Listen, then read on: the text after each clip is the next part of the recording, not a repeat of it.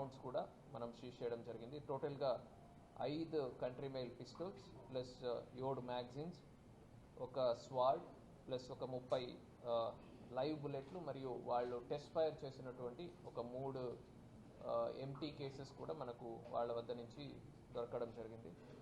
ఈ మధ్యప్రదేశ్లో మొరానా డిస్ట్రిక్ట్ సంబంధించి ఒక ఆర్గనైజ్డ్ క్రైమ్ కింద వీళ్ళు వెపన్స్ని మ్యానుఫ్యాక్చర్ చేయడము, వెపన్స్ని సేల్ చేయడము అది చేస్తూ ఉంటారు. సో అక్కడి నుంచి వీళ్ళు తీసుకొచ్చి బయట అవసరం ఉన్న వాళ్ళకి కొద్దిగా ప్రాఫిటబుల్ అమౌంట్, అది ప్రాఫిట్ మార్జిన్ పెట్టుకొని వీళ్ళు సేల్ చేయడం జరుగుతుంది.